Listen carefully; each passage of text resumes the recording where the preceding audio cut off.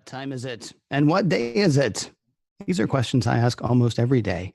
It's 7 p.m. on a Tuesday night on the West Coast, 10 p.m. on a Tuesday night on the East Coast. And you know what that means? It's Mission Log Live. I'm Ken Ray. Laissez les bon temps rouler. And I'm John Champion. By the way, that means let the good times roll. It's Mardi Gras. How about that? Yeah. It is Mardi Gras. Yeah, I'm not doing a Mardi Gras celebration, but my mom and dad were out and they sent me pictures of what a good time they were having. So I just thought I'd share it by doing the show here. Hey, here's how all this goes down. By the way, I'm John Champion. We watch Discovery, you watch Discovery, and then you, our Star Trek pals, you give us a call. We can talk Discovery. We can talk about other Trek.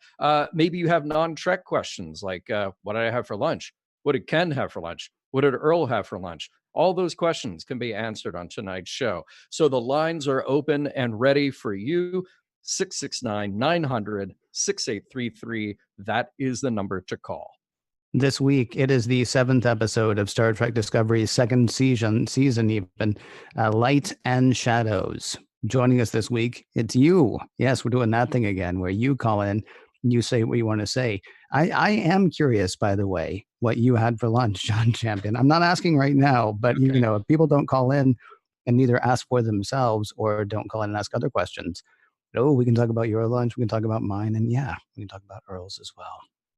If you do have questions or thoughts about Lights and Shadow, actually, or Light and Shadows, which I will get right at least one time tonight, we would love for you to share those questions with us. Join our Zoom meeting. You can use the one tap from your smartphone, or I think if you go to the Facebook page, of course, it's just sort of pinned right there, so you can just jump right in.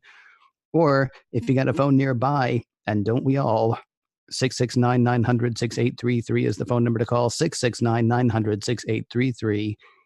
Lines are open, and pretend operators are pretending to stand by. Hey, let's do what I love to do, which is to say hello to everybody in the chat. Everybody. And by the way, Paul right now says, nice pin, Ken. Thank you very much. Big old Idic right there. I have the tiny Idic on here. Oh. We didn't plan that out either. No, but, yeah, we didn't. Good friends at Fansets.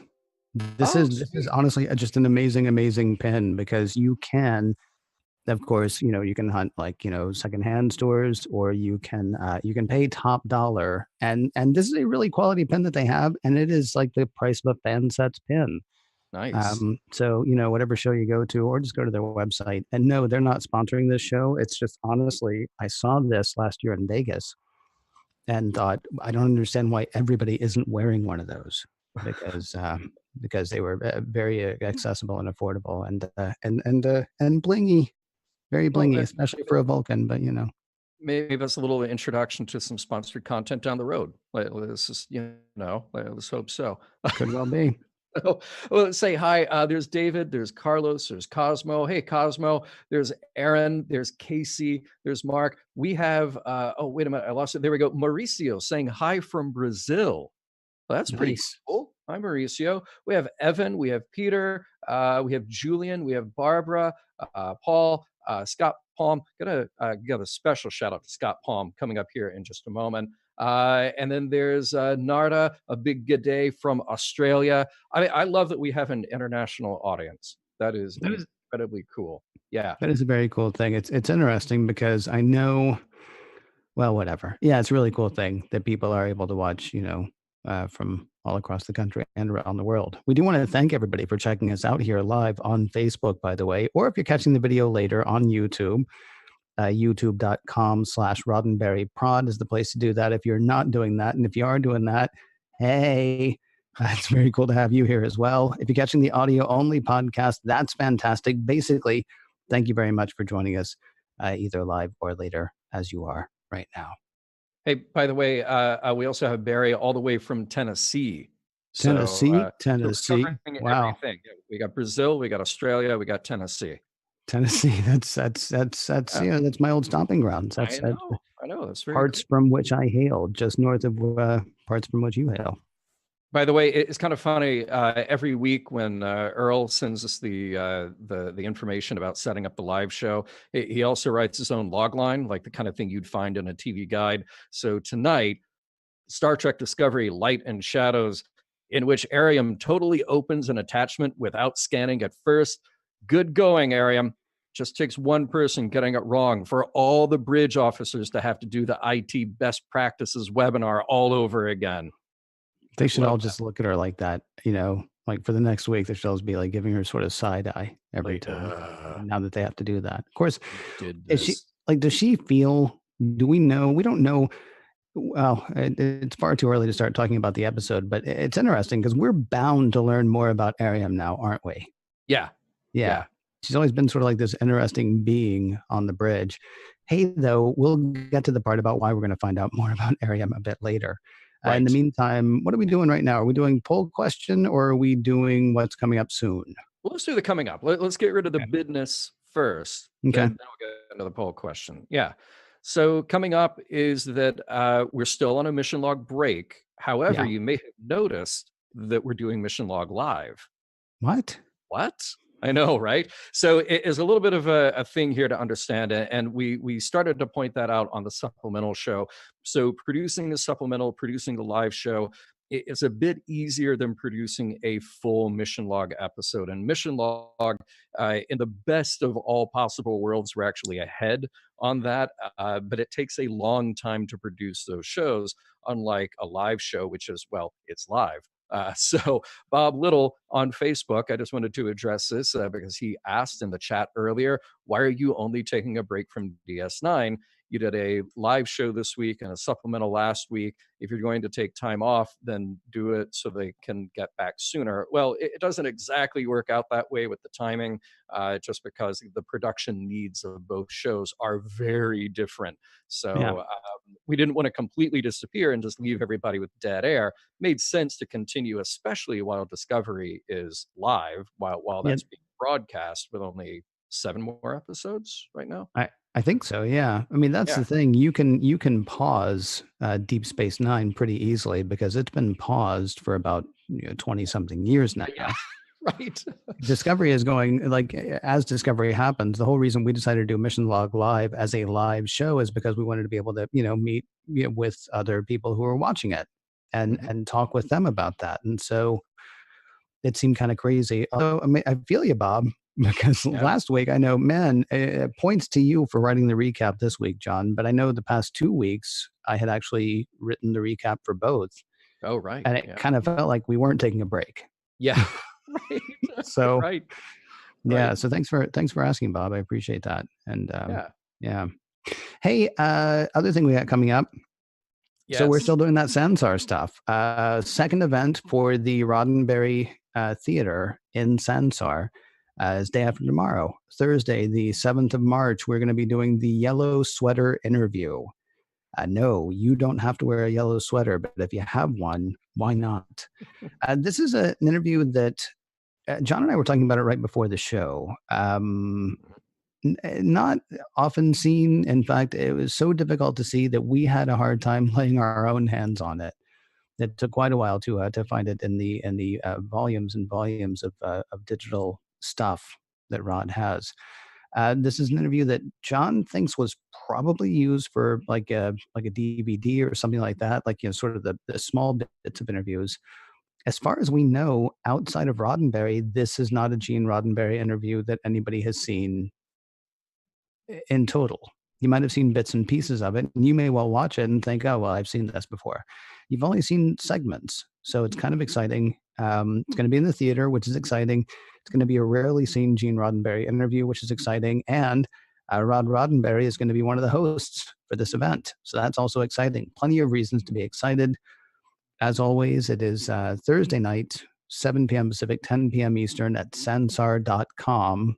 What you do is go there like today or tomorrow, make your account. As long as you're running a computer that's Windows 7 or later, you'll be able to join us. Of course, if you have the virtual reality stuff, either an HTC Vive or an Oculus Rift, then you'll be able to actually be in the theater, as it were. But you'll be able to participate as long as you have a computer that runs Windows 7 or later. Go make your account, and then Thursday night around 6:45 on the West Coast, 9:45 on the East Coast, you log into Sansar and they have this event page, and it'll be like the top event because it's going to be happening right then. So really encourage everybody to come and check that out. And come prepared to have a great conversation and also see a great conversation. Yeah, as part of the Yellow Sweater event. Yeah, so that is happening Thursday night, and you can find the listing at facebook.com/missionlogpod, or look for Sansar. Go to sansar.com, as Ken mentioned. It is free. And Carlos points out, he says, I believe the Yellow Sweater interview was for press for TNG. And I think you're right. This was shot in 1988. It even has the slate in there at the top of the interview. So you'll probably recognize clips from it. You will probably recognize the outfit and the setting, but I had never seen the full thing before. So this would be very cool, and to hear Rod talk about what his father was talking about 31 years ago. So kind of cool. And there's one other piece of business that I want to mention to everybody before we get on with the rest of the show. And that is, I pointed out before that in the chat right now in Facebook, watching the show right now, is a friend of mine and Ken's. His name is Scott Palm. And you might remember several episodes back on the live show, we had Scott on with Chase Masterson. That's actually how I met Scott, was through Chase. And I'd seen him around at STLV before. So many of you who have been to STLV, you would probably recognize Scott as well. Well, here's the thing. March is National Cerebral Palsy Awareness Month. And Scott, being somebody with cerebral palsy, and Scott being someone who is an advocate and educator, particularly for kids who have disabilities, he does a pretty amazing thing, which is to say that he works with Chase's organization, the Pop Culture Hero Coalition, to go to schools and address two sets of kids. One would be the kids who have disabilities, who are working on things like self-identity and resilience and self-worth. And then the other set being their peers, who need to learn things about, some very Star Trek ideals like inclusion and diversity. And I cannot speak more highly of the work that Chase does, and then what Scott is able to do through the Pop Culture Hero Coalition. Now, here's the thing. It takes time, it takes equipment, it takes material, and it takes a lot of effort to do this. So Rod Roddenberry was very kind when I brought him the idea that we should do a public fundraiser, and the Roddenberry Foundation will match every single dollar that is raised through this public fundraiser to go to expand the program that Scott does. And we've been very ambitious about it. Chase gave me a budget that is 6 months, 9 months, 12 months to have Scott go to schools and deliver this program. So look, Mission Log has never been a place that we have pitched other people's projects or products, except for our paid sponsorships when we need to. But this is something that I very strongly believe in, and I really want to encourage you to have a look. The best place to find it right now is simply go to facebook.com/missionlogpod. You may already be there, or twitter.com/missionlogpod. I have pinned the links to the fundraisers there. And remember, every dollar that you give is effectively doubled by the Roddenberry Foundation. We know that we're leaving this up for the month of March because of cerebral palsy awareness. We might keep it up a little bit longer, just depending on how close we get to those stretch goals. But please, Scott is great people. Chase is great people. And I really want you to get to know what it is that they do through this fundraiser. And hopefully you will all get to meet him or Chase or both if you're at STLV in one of these coming years, because they're often fixtures there. So that's it. That's the pitch for tonight. I'll do it again on the next show, but I needed to get it out there tonight. And I really hope that you all, most importantly, go take a look, donate, and please, please, please share the information. We want this to get as wide an audience as it possibly can. So thank you all. I know that you will do us proud. Hey, Ken, how about the poll? How about the poll, John? Last week, the poll question was releasing the Kelpians, sweet freedom or super predators? Sweet freedom, 60%, super predators, 40%. Sorry, that poll question is closed. You can't vote now. So if you felt differently, what you should have done was voted before. Hey, like this poll that we have now. This week, the question is, do you think you know who or what the Red Angel is? Do you think you know who or what the Red Angel is? Now, we're not asking you to tell us who or what you think the Red Angel is. Although, if you wanna, you can, because phone lines are open. We have you can do the video thing, all that stuff. But the question we're asking simply for the poll: do you think you know who or what the Red Angel is? Yes, 27%. No, 73%. John's got the recap coming up in a moment. But first, John, I think we answered this last week, but I can't remember what your answer was. Do you think you know who or what the Red Angel is? Uh, I don't, and I'm kind of playing willfully ignorant here. Okay. You told me who you thought. You told me that you thought you knew, and, Yes. and why you think you know. And I think that's an Yes. interesting idea. And I don't think I'll be disappointed if Okay. that's the way that it goes. But I'm just trying to be dispassionately separated from it, and trying not to speculate here. Really? Because the Yeah. whole thing is based on trying to figure out who or what the Red Angel is. Are you telling me that you're like, yeah, no, I just want to let other people find out. I don't want to figure No, it out myself. I'm along for the ride. I just want to see it bit by bit, piece by piece, All and right. not sort of jump to the conclusion here. Like here's the thing. So last time around in season one, when people Yeah. were just saying right from the beginning, like, oh yeah, this guy's from the mirror universe. Oh, that's Right. just what I kind of just I didn't want to go down that path of speculation right away. You Right. know? Okay. Yeah. Now Earl Green being who he is, he's got a theory. Red Angel, Neelix. Okay. That's fine. Yeah. I was going to say Prime Lorca, but I wasn't really going to say Prime Right, Lorca because, Lorca. Yeah. we're holding out for him in season 3, aren't we? Right.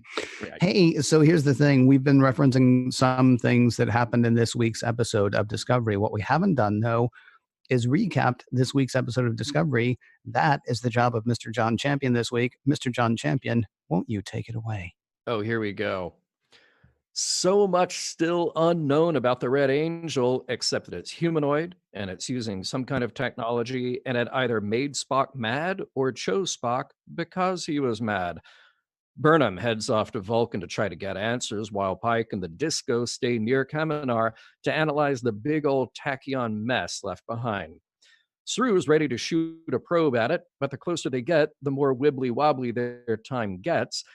There's Pike doing a thing he just did before.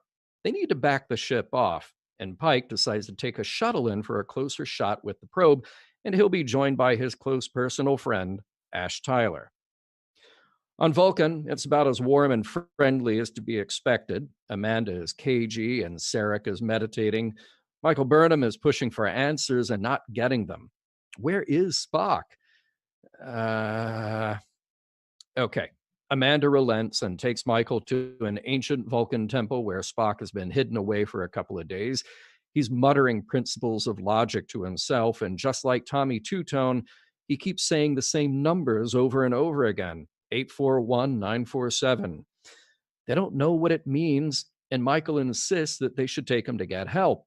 Amanda refuses, though. She's protecting her son from those who would surely put him on trial for a murder he did not commit. As an ambassador's wife, she can protect him here from extradition. But guess who shows up to pour cold water on that plan? Ambassador Sarek himself. Let's check in on the shuttle and the probe.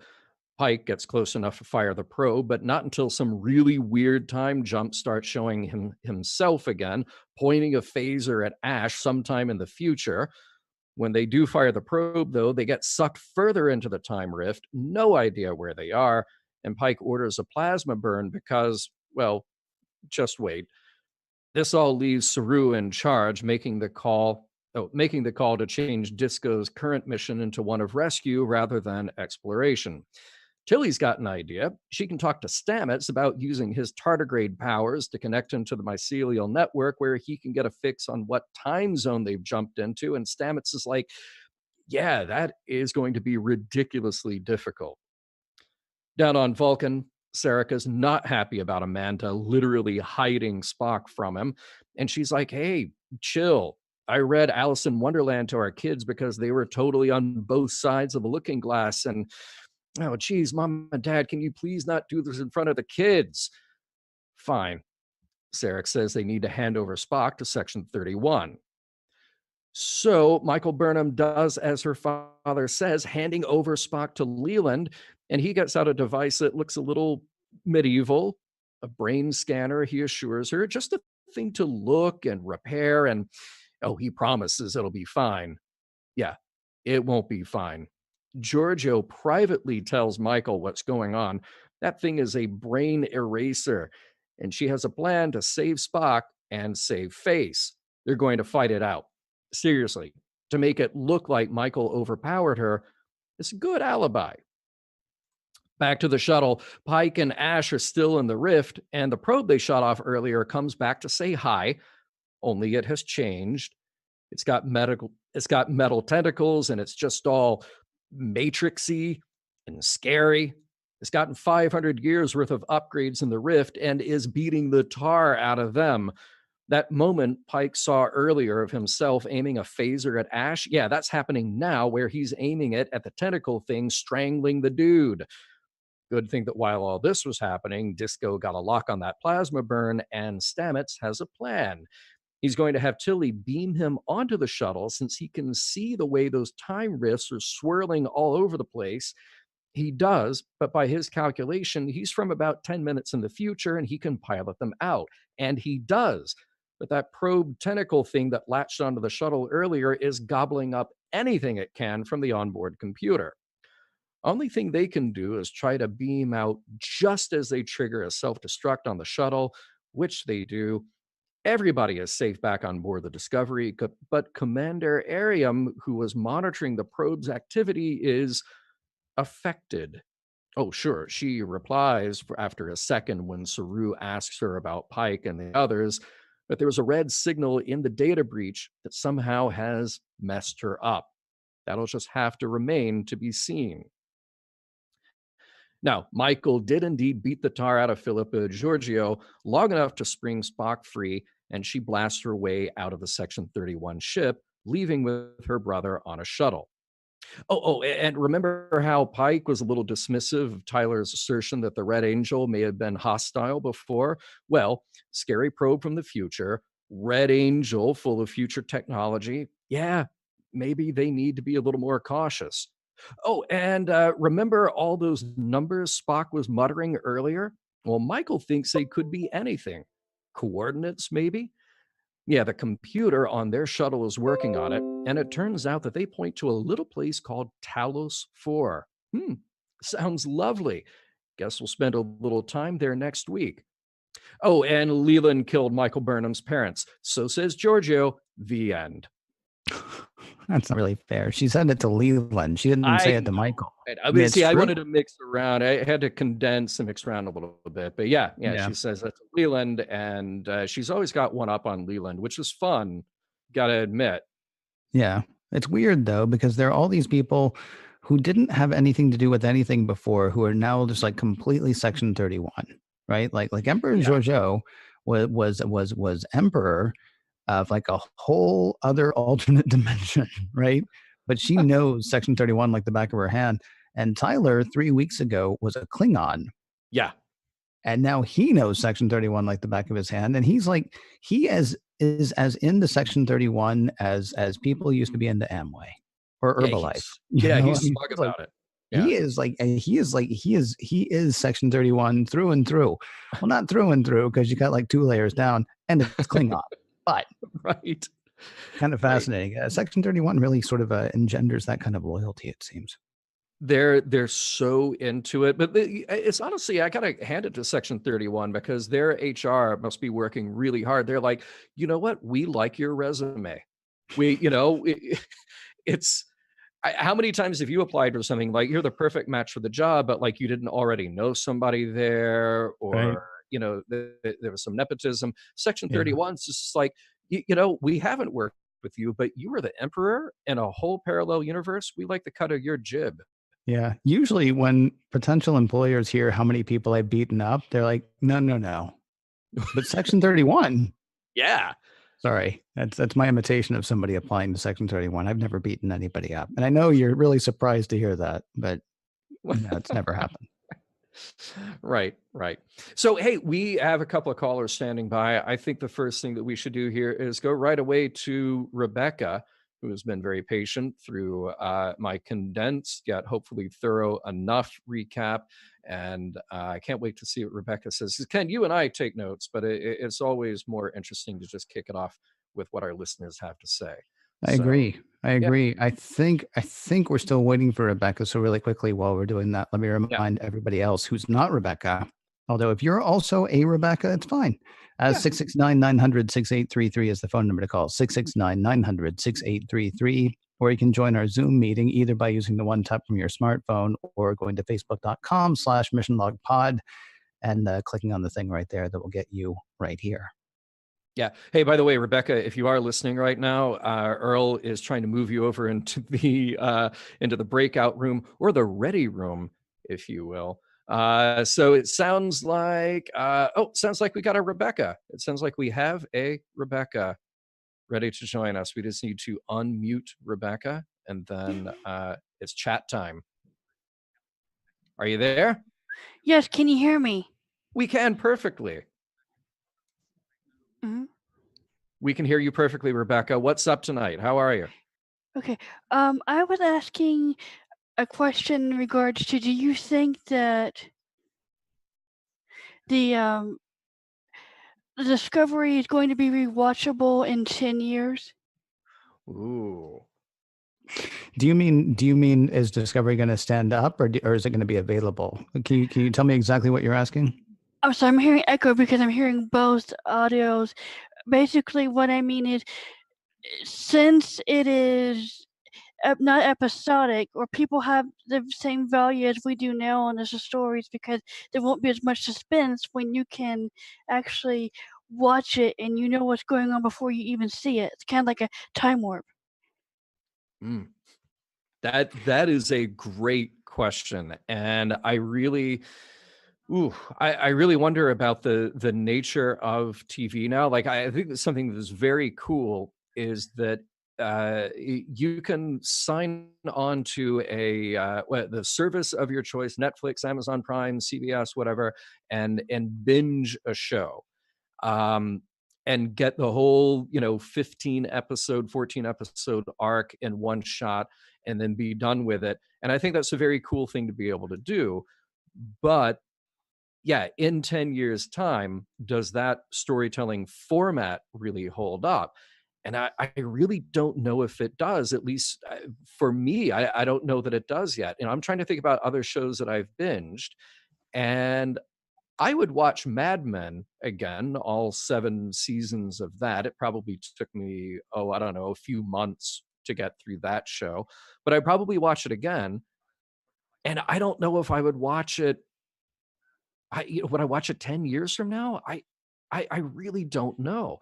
You can't go back sort of episode by episode on Discovery, except for a couple of standouts. There have been a couple that maybe hold up as individual stories.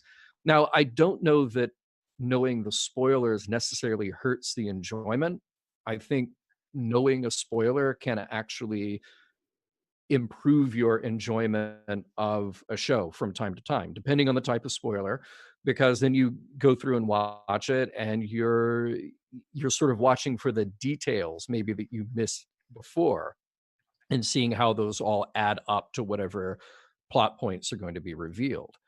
Um, I'll tell you this, I think from a production value point of view, I think Discovery will hold up for a long time. It is produced very well, but from a storytelling point of view, I'm really torn.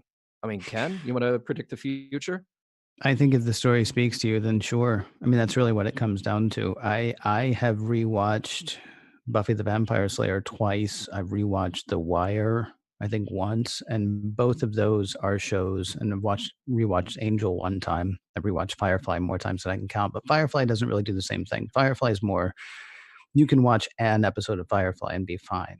You can't really watch an episode of Buffy, generally speaking. After the first season, I think they sort of do season long arcs with individual episodes that you can pull out. You don't have to know everything that's going on. The Wire, I mean, you might enjoy an episode of The Wire, but you will have no idea what's happening if you don't watch a whole season. But all of those shows speak to me, so I can watch them again, sure. Even if, there are things that like just don't work today. Like everybody would have a smartphone where they can look up everything. You don't have to go back to the library and look up anything or anything like that. Discovery, of course, isn't going to suffer from that kind of thing. Um, and honestly, I'm kind of jealous of people who can just sort of watch the whole thing at once. I mean, I know there are people who really like the fact that we watch from week to week, and I certainly do like the fact that we get to have that discussion. But there's a lot of me that would just like to be able to sit down and, like, over the course of a couple of days, get through all of it. Just because that's sort of the way TV has turned for a lot of shows like this, right? Go to something like I don't know, TNG, or go to the Orville or something like that. Generally speaking, I mean, the most you might get is maybe a two-parter with that.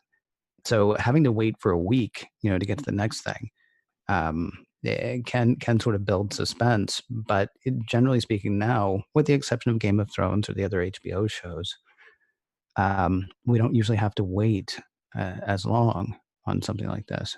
Yeah, I mean, I'm sorry, I'm going to end where I began. If it's a story that speaks to you, then it's a story that'll probably speak to you in 10 years or 5 years or 20. I mean, it's almost a question of how you change as a viewer more than how the show changes.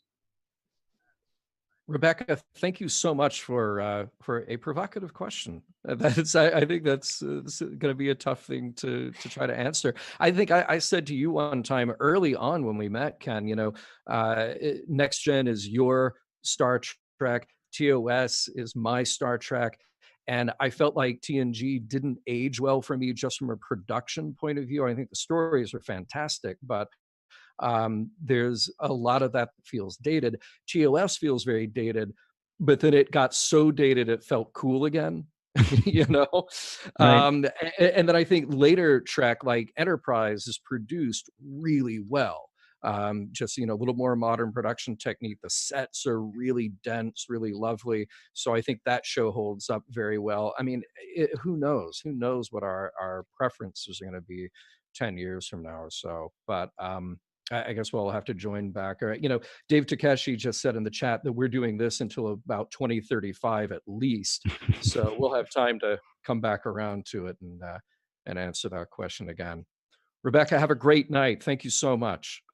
669-900-6833 is the phone number to call. 669-900-6833, or you can tap the thing on the thing, or do the other thing as well.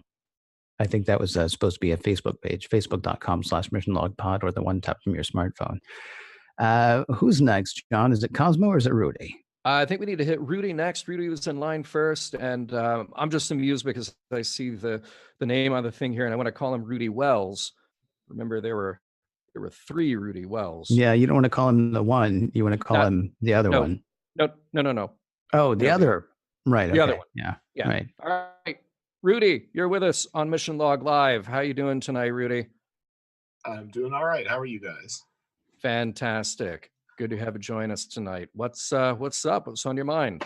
Well, last week, you guys had me on for a little bit. I was Jared last week over the phone, finally figuring out the meeting so that I can see everyone, which is really cool. This week, my thoughts are kind of going to what feels like a theme this season of sort of trust, and who do you trust and how do you know who to trust? And it feels like Burnham is putting a lot of her faith in the wrong people.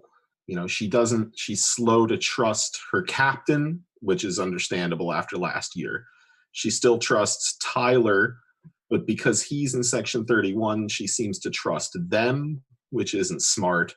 And she even mentioned the scorpion and the frog. How many times does she have to learn the lessons of that parable before she'll have a quicker sense of who she can trust and who she can't? And the other characters are having similar issues. It's just really intriguing to me to watch that play out. But it's so interesting that she seems to be doing something that we had a conversation about way early in TOS. I think it was, maybe it was the Menagerie, where we talked about just the implicit trust of Spock.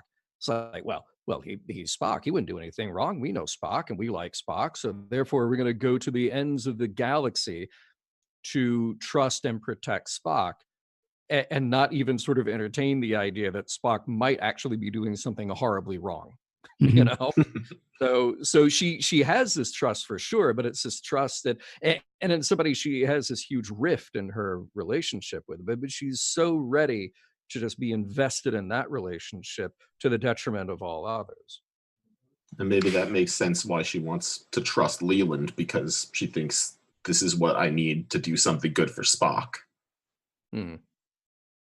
That's interesting. Although her trusting Leland was just, I almost wish she hadn't trusted Leland. I almost wish he had like had her physically removed from his ship, because she spent, what, this is episode 7, right? So we spent half a season so far looking for her brother. Then she's going to be like, yeah, but I'm just going to turn him over to to whomever. Because I Not that trust the system, and Section 31's part of the system. They're Starfleet, right? Admiral Cornwall was with them just last week. It's fine. That was a surprising thing actually to hear from Sarek. I mean, I understand his whole, well, logically they must want whatever, but I mean, Vulcans have been around the galaxy. Vulcans were actually going around the galaxy before we were going around the galaxy. They have to have come across, some double dealing somebody at some point to say, well, the only logical reason Section 31 would want him, I mean, sort of leaving out the part where they're completely paranoid and think that, everybody's out to get everybody except for them. I mean, at points in Enterprise, weren't they the double dealing someone's now and again, keeping secrets and Oh, sure. Yeah. We'll get to that. just a few years. Yeah, give us a little bit of time on that. By the way, a couple of people talking here about how far out the powers of illusion. Sorry to kind of change topics here a little bit, but just asking how far out the powers of illusion reach for the Telosians, and I guess we're speculating here about whether or not that is affecting what's going on in the story in any way. I really hope it's not one of these. Dallas style cliffhangers. Oh, well, that was just a dream because the Telosians were doing this, Oh, that would be terrible. Yeah, I don't think we'll get there. but what if it was a Newhart style dream? Oh, okay. Now, yes, Yeah. If Discovery ends in bed with Susan pushing a mix, shit.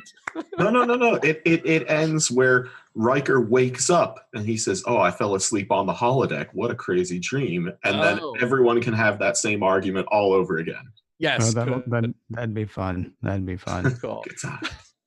Rudy, anything else on your mind tonight, sir? That was really what I had. I'm looking forward to hearing what everyone else has to say, and thank you guys for having me on.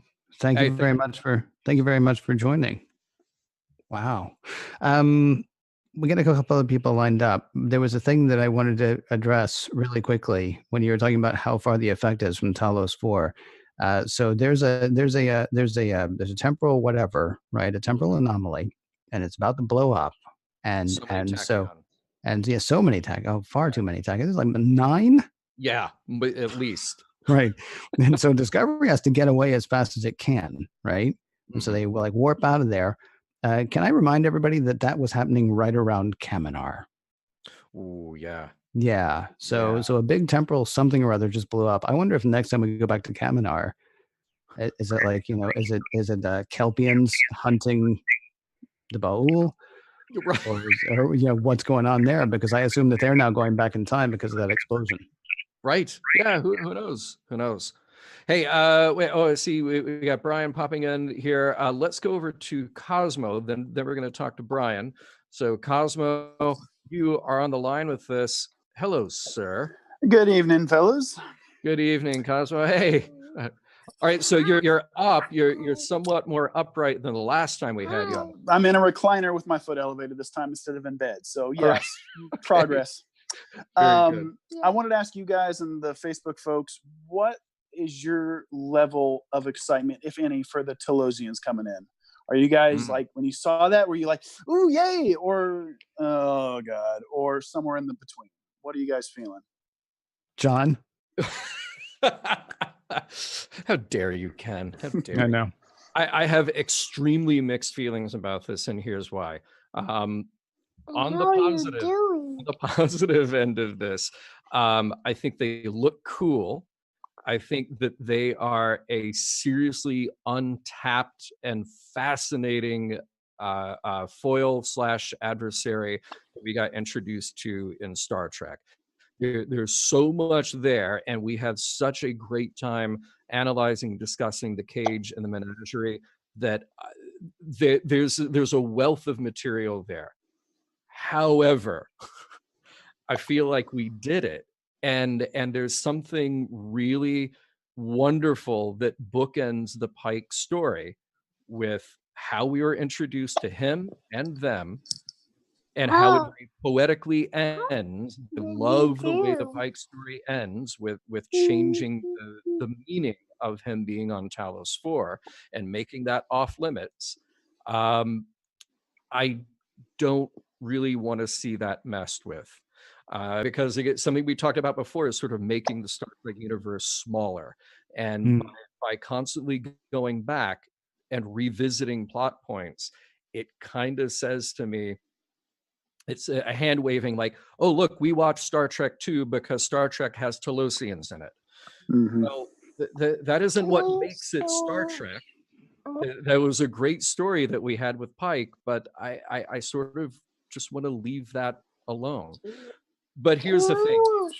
I want to be blown away by it. And I want them to do something in Discovery that totally surprises me and changes my perception and expectation about the Talosians. So I wasn't thrilled to see them in the preview, to be quite honest, but I'm ready to be surprised by them. Ken? Yeah, same. I mean, that's pretty much it. I'm reminded of one of my biggest complaints about Star Trek Into Darkness. They just kept saying things that had been in Star Trek as if to prove, no, seriously, we're Star Trek. You know how you know? Because we've heard of Harry Mudd, and we've heard of all these different things that we had all heard of before that didn't need to be there necessarily. And Harry Mudd is the only bad guy that we've come across. The Mirror Universe is our foil in the first season. And now we're going back to the Talosians. Which also, correct me if I'm wrong, means the death penalty, doesn't it, John? Yeah, that is the death penalty. Yeah, so that'll be good too. I mean, that's kind of an inglorious end for this show, and it's weird because there are still like 5 more episodes after. Yeah, right. But yeah, you know, they know what they're doing. I'm not overly excited. I'm also. I have to go back now and forgive me, but this was a bone of contention all through the first season, and so it's something that I'm kind of thinking about now. Klingons were different, and everybody's like, well, it's 24 houses, and so that's why, and they're going to explain why and all this stuff. And now the Talosians are different, noticeably different. And I think it actually is what I said in the first season of Discovery. It's just, well, new people have new jobs, and so they're going to go and put their own spin on it, right?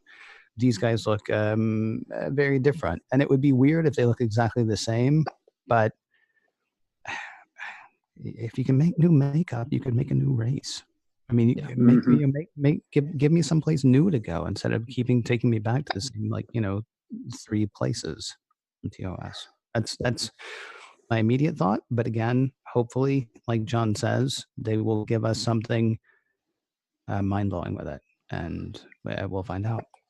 Yeah, and the Twitterverse was very divided with the Talosians, and I keep going back to something Larry Nemechek tweeted that it's not fan service necessarily. It's using the universe. And it's such a fine line between Into Darkness style fan service where, oh, see, we like you said, we like Star Trek, name dropping stuff.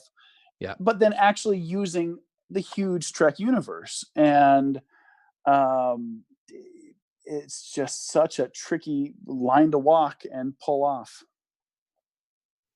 Yeah, when we had Bob Orsi on the show years ago, right after Into Darkness came out, and please, if you're new to Mission Log, go back and listen to that show. We had a lot of fun. Well, I know I did. I know Ken did. Bob Orsi was a good sport. But he said something along the lines of, well, it's Star Trek and we have Kirk, and you have to have Khan because you can't have Batman without the Joker. and my problem with that line of thinking is, well, see, you had Kirk and you had Khan for 3 hours out of 700 plus hours.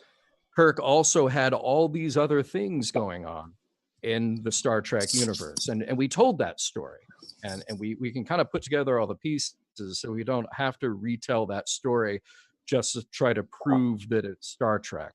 So but again, if you're going to bring back a character or bring back an alien species or bring back a location, whatever, I want to be wowed by it and go, oh, that's the thing that I never got out of it before. It's like hearing a great remix. Most of the time, remixes of songs are terrible because you just want to hear the original song and you question why in the world did somebody go into a studio and decide they could mess with it and make it better. But every now and then you hear a remix that goes, oh, wow, that's really good. Maybe I'll listen to that instead of listening to the original next time I want to hear that song. So it's possible. Very possible. Here's the one thing I will say. I mean, we're nerds. I mean, we just are. We've watched a lot of Star Trek. Everybody watching this right now has watched a lot of Star Trek. A lot of people watching Discovery may have watched Star Trek casually. They may have watched some Star Trek, but I mean, the Telosians for us, I think, were defining because it was the Star Trek that we never got, right? In the case, and then it was a pivotal part in TOS as well. I don't know that the average Discovery viewer is necessarily as invested in every single episode of Star Trek. I don't know. I could be wrong about that. Maybe it just gives them a chance to fill in the Discovery universe a bit. But for everybody who, for everybody who has a Star Trek podcast, I feel like going back to the well ones too often. The Telosians are just very unique. Like, it's one thing to say we're going to have Klingons. Well, there's a lot of Klingons who do a lot of different things. Where it's one thing to say we're going to have Romulans. Sure, there's a ton of Romulans. We introduced so much texture into the Romulans. What was that one with the defector, Ken, that you like? A booby trap, I believe it was called. Yeah, I think you're right. So there's so much there, but the Telosians just, I don't want to make anything too precious in the Star Trek universe, but I just feel like we told that story. It was singular. It was beautiful. They got to reinvent that ending again in a singular and beautiful way. I don't feel like we need to go back there, but please wow me, surprise me, and prove me wrong. By the way, Cosmo, before you say goodbye, David in the chat says, I still say Finnegan was the all-time nemesis. Why not 3 hours of Kirk and Finnegan? David, do not make me have a Finnegan meltdown on my own show, because I will. You don't want to see that. Cosmo, have a great night, man. Night, guys. Thanks for having me. Take care.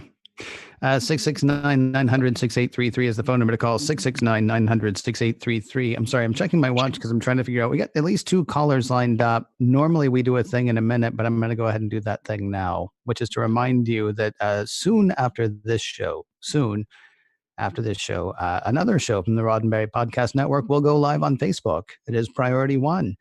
Every week, Kenna, Elijah, and Anthony get together to talk over all kinds of Star Trek stuff. It's gaming news, it's book and movie reviews, it's Star Trek news of the day, and it's recorded live every Tuesday night. So 11:30 Eastern, 8:30 Pacific. Pretty soon after this show is when they go live, and you would go to facebook.com/Priority One Podcast to find that. Facebook.com/Priority One Podcast. If you cannot catch them live, then please do catch the tape delay, because, oh yes, they're recorded live before a worldwide audience, but they are recorded, and they don't play it back like it's live, though. And there are a number of ways you can find that. Any place that you get podcasts, basically, so on Spotify, on Stitcher, Apple Podcasts, or podcast.roddenberry.com. That'll hook you up with the shows that John and I do. The show that John does with Larry Nemechek, and then a bunch of other shows too, including Priority One, coming up live after this show. There we are. Back to you in the studio, Mr. Champion. Hey, we have, we're just blessed with the riches of so many callers who have called in tonight, so many listeners who have called in tonight, and we want to get to everybody. So we're going to jump right over to Brian and say hello, and then we got Paul waiting patiently after that. So Brian, welcome to the show, and what is on your mind tonight? Can you hear me now? Well, we can hear you now. Very good. Ah. And we can see you too. So Alan Moraine. All right. how dare you? I don't know How what shap dare you this come here with is. your Alan Moraine. I'm gonna call this Shap 42. Okay, we'll just do that. I don't. I'm just want to say I've been a fan of you guys for years. Don't listen to the podcast and everything. I don't really know what to say because it turns out in the last 10 minutes you pretty much rehashed all my thoughts I had about the appearance of the Telosians on Discovery, and so I'm kind of right along with you. I felt that the mystery of the Telosians should have just kind of remained, sacrosanct and never to be seen again, because there should be some mystery somewhere in Star Trek. I get the feeling that given enough time, we're going to visit a lot of things that we never thought we'd come back to in Discovery. So I think that you guys kind of agree with that.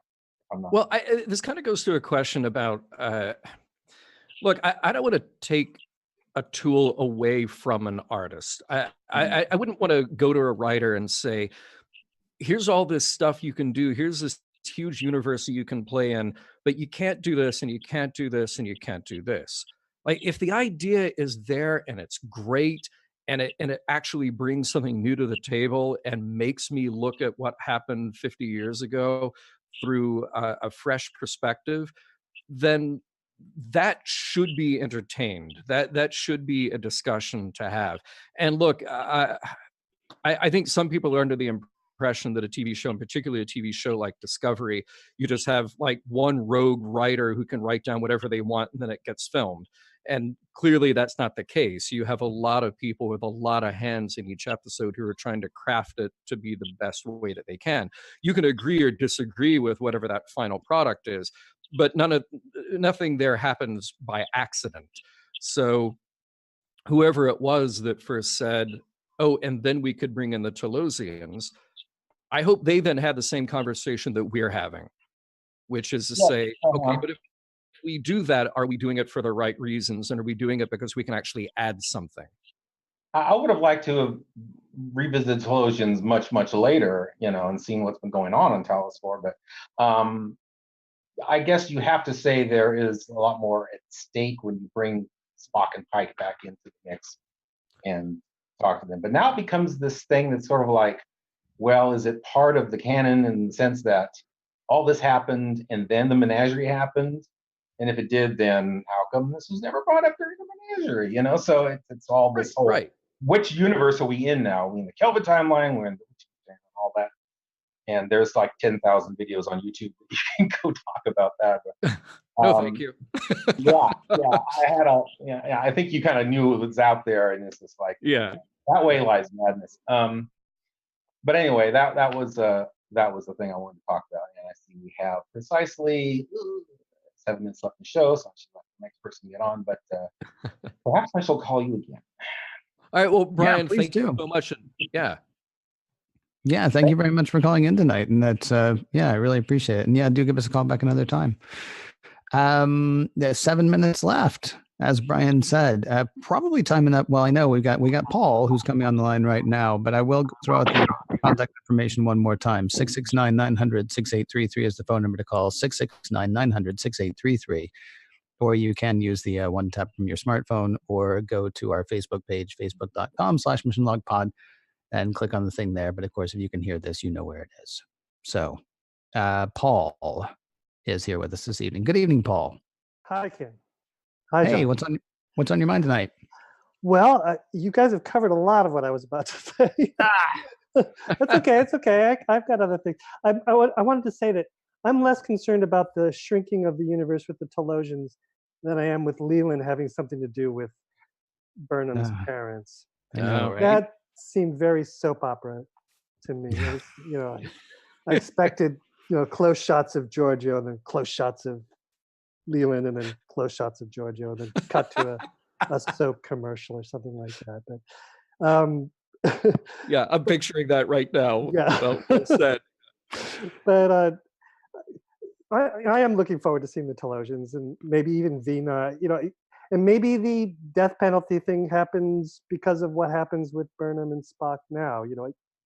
I'm not ready to toss out the canon yet, so I find it quite interesting, and as long as they have the veins that pulse on their foreheads, I think that's going to be really great. Looking forward to that. The thing here's what I'm hoping for, honestly. There was so much stuff introduced. 1964, Gene Roddenberry is making a television pilot, and the message kind of is, you know what? We really need to maybe watch a little less television and maybe get a little more hands-on ourselves, right? And that's like 50 years ago now, over 50 years ago now. I'm not saying we're not going to get that same sort of deliberation or consideration around the Talosians, but I mean they were a rich, like, philosophical vein to tap. Oh, And yeah. and my worry now is they're going to be the Deus ex machina, like the clip from next week's episode is show me my brother's mind, right? And then she gets zapped. If all they're going to be is the magic that gets us into Spock's brain so that we know what's happening with him, well, then, then yes, you still have the death penalty question hanging out there. So, I mean, it's not just that they're old. It's not just the revisiting, Star Trek canon, because that stuff is there to be explored and to be played with. But they were an amazing sort of warning. Like Spock could certainly have used the mind meld if he wanted to connect with Burnham in that sense, but yeah, which I think he is guiding her towards them. So maybe he can't right now. Maybe his mind's too messed up to be able to do something like that. What about what about Sarek? At any point did he try to mind meld? Or he just like, whoa, no. No, it's definitely good that they didn't have Sarek do that, though, because that goes all the way through TNG. Yeah, that they never mind melded. So props to them for not going, well, except for that one time. Right. Paul, hey, can't thank you enough. Please call in again sometime. I feel like there will be. One quick. Yeah, please. I love the shout out to 20,000 Leagues Under the Sea with the probe attacking it was just like the squid in the Nautilus. I just, when I saw that, I was like, right? How cool was that? That was really great. I love that. Yeah, that was a nice looking probe, and it did. Yeah, the first thing I thought too, that looks like the squid. That was so neat. Very cool, man. Have a nice evening, guys. Take it easy. Take care. Till next time. Hey, Ken, I very quickly want to jump into this. I don't think we have any other callers standing by, which is great because, first of all, thank you everybody who did call in. I just want to squeeze this email here real quick from Josh Romano, who says, hi, fellows. I just finished catching up on the season and a half of Discovery in time for tomorrow's new episode. I think he means tonight's live show. This is the first time since TNG that I've made watching the next new episode of Star Trek a priority, and having new Trek to share in a community like this is simply awesome. One note on Light and Shadows. Sarek says he doesn't want to lose both of his children on the same day. Is he forgetting Sybok? And if so, does that make him an even worse parent, or can we give him a pass on that one? Because I've wanted to forget Sybok since 1989. Boom! There you go. Yeah. Josh Romano, ladies and gentlemen. No. Props to that actor, though, because he did a fine job. I feel terrible for him. Well, Larry Luckenbill? Yeah, because everybody would probably love it if he had never turned up in Star Trek. I got to say really quickly. Yeah.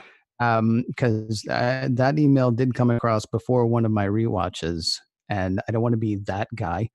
But what Sarek actually said was, I'm not prepared to lose both of our children. He said to Amanda, I'm not prepared to lose both of our children, because as we know, Sybok was actually half-brother to Spock. I say as we know, as if almost everybody else hasn't forgotten Sybok as well. So maybe Sarek should have said, I'm not prepared to lose my real son, who's here, who's your son too, and our adoptive daughter, who I have a very strained relationship with. Right. It'd be great if Sybok had just walked by in the background at that point. Right. Both of my children.